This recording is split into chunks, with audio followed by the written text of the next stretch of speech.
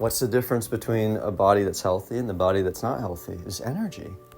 That's literally it. If you have that life force energy flowing through the body, you have an abundance of that, not only can you be healthy, you can actually heal others. You can give energy to others. That's what a lot of energy healers do.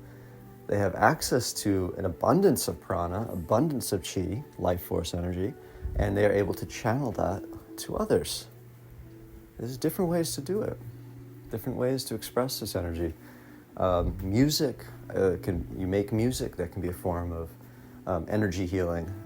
If you make art, that can be a form of energy healing. Just having, holding space and having a conversation with another person can be energy healing. It's all about energy transfer. And when you are a channel for energy, then you have energy to transfer.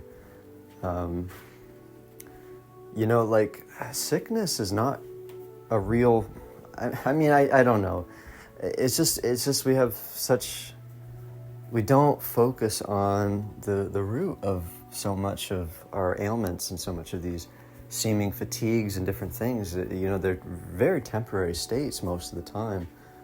And even the more kind of rooted in kind of fatigues and health problems can be alleviated and can be helped by giving more prana and allowing access to more prana.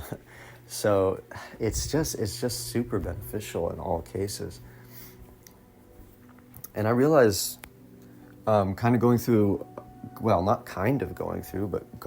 a healing process in my own experience, in my own life,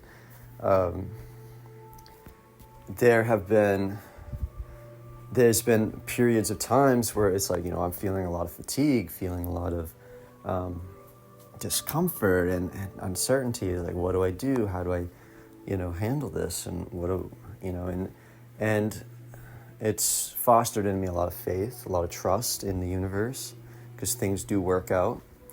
But it's also shown me that, I have the capacity to bring in more energy right where I am. And there's been a lot of times where I haven't allowed myself to do that because maybe either I was forcing it, trying to do like too much breath work or something, or, not, trying to rely on it too much and not, going outside and moving around naturally or taking a rest when I needed to. Sometimes you can kind of, when you're learning how to heal yourself, sometimes you can get kind of gung-ho about it and end up making yourself even more tired, and then you're like, oh my God, that didn't work. But it's really about, just going at your own pace. What's your rhythm? What does your body need now? Learning to kind of like remembering how to speak your body's language. What is it that your body wants? What is it that your body needs? What is it actually trying to tell you? Because there's so many times where we can feel discomfort or we can feel tiredness, and we interpret that as, oh, that's bad. My body's telling me not to push, not to go, not to do anything more. A lot of the time your body is just saying, I need a little more energy right now. And rest may be a good way to get that energy, but it's not the only way to get that energy. Meditation or abidance in the self may be a good way to get more energy, to bring in more energy, but it's not the only way. There may be, doing a little bit of breath work, going outside, eating from your garden or from the wild, like eating edible food that grows naturally in the environment, that's full of life force energy. Breath work, the prana is just in the air. Some of the ancient literature talks about how it comes from the sun. It's also just in the fabric of reality. You can just breathe in a rhythmic way. You breathe into your nose, exhale through your mouth, and you do that in a rhythm. You will receive more pranic energy. And you don't have to be outside to do that. You can be inside. It's just in the air. It's just doing that will bring more energy in. I mean, it's kind of, when you start to realize how simple energy is, like how simple it is. It's like the most simple thing at its root. Like literally the entire world, the entire universe is filled with freely accessible energy that heals and nourishes you at all times, no matter where you are. Like, this is not fantasy. This is not wishful thinking. This is a literal physical law of the universe. You can say maybe it's a metaphysical law, maybe it's a physical law. It doesn't matter. It's a literal law of the universe. This is how it works. It's an objective fact. You cannot argue against it. This is just how it is. And if it were not that way, none of us would be alive. Okay? So this is here all the time. And the thing is like, so many of the problems that we have in our life, a lot of the time, like I'll just tell you something that's been happening in my own experience. Like, there's been a thing that's been going on in my body, and I won't get too much into it. Might be a bit TMI for some people, but we'll just say, needless to say, this thing that happens, it happens on a regular basis, consistent basis, and it can be very draining when it happens. And so when I would experience those, I would think to myself, oh, I don't want that thing to happen. And I'd try to find ways to stop that thing. I couldn't stop it. I have not been able to stop it from happening because it's a very natural release that happens with the body. It's a very natural thing that happens. And it's just one of the things that it's actually good that the body is expressing itself this way, because that's just, it has to do that. It has to release these energies. And so the only problem with it is that I would get very fatigued afterward.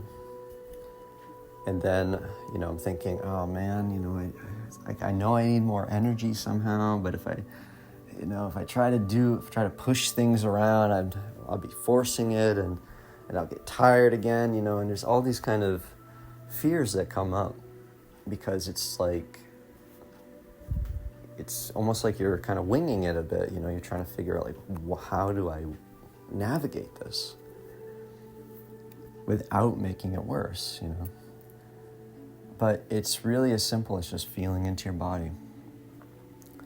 Letting go of, just recognizing, just letting go of some of those thoughts. Because the thing that I realize is that, I can get into a worrisome pattern about what's going on in my body and why it is I don't have energy and how I'm going to get more energy and this kind of thing. But when I really get down to it, it's like the body is going to do what it's going to do. And really my role as the observer of the body and the one experiencing the body, I really, if anything, my role is just to help it do that. It's like I'm not the controller of the body. The body is in rhythm with the universe. It's already doing what it needs to be doing. So if anything, I just need to step out of the way. And if the body needs anything from me, it's just the willingness to like open up to more energy, basically. That's what I'm realizing. Like, I don't need to like tell the body what to do or what not to do and control it and push and pull it around. I just need to be supportive of what it's already trying to do, because it already knows how to heal. It already knows how to receive more energy and when it's time to get more energy and how much is good to have at a certain time. And it knows everything. All I have to do is just listen and just follow through with that intuition as it arises, That's all that I need to do. And it's so simple. It's such a simple, intuitive recognition. It's like one of those things that is so simple that it's really easy to overlook, It's almost like there's a part of us that says, oh, it can't be that easy. Because we're so used to overcomplicating things, You think that life is very complicated. Life is really not that complicated. What's complicated is living in conflict against your own self and then taking that to be normal. That gets very messy. But that's not a normal, natural state. That's not life as it is, that's like, it's like a, well, I don't know what the word, it's like a distortion, basically. You know, it's complicated to live in a distorted version of reality and to have a distorted projection of yourself. Yeah, that can be very strange, and it doesn't make much sense. And there's a reason why that doesn't make much sense, because it's like trying to fit a square block in a circle hole. You know, it's not what it's meant to do. It's not how it's meant to fit together. So it's really, you know, and this is the thing, I know sometimes maybe you might hear someone like me saying like it's easy, and you think, well, that's not easy for me. Well, guess what? It becomes easy once certain things click into place. Like the fundamental nature of the way this energy moves, the way that we heal, the way that we are, you know, it's actually very simple. It really is. But there can be a period of time where we have to kind of unravel some of the misconceptions that we have. And even to say that we have to unravel them, like, it's not necessarily a personal effort on your part. If anything, you just have to have the willingness to allow them to be unraveled, because the truth is always much greater than any illusion that we find ourselves under. And that truth will always win out in the end, and is always winning out, because it's not involved in the conflict. The truth just is, you know. The conflict, if there is a conflict, it's just like this little dinky thing that's happening within this great universe. And you know, because we can get so like fixated on a certain point in time, or just a certain thought, or a certain pain, or just this little dinky thing, we can really magnify that. And we think that it fills our whole vision, but it's just we're contracting our attention.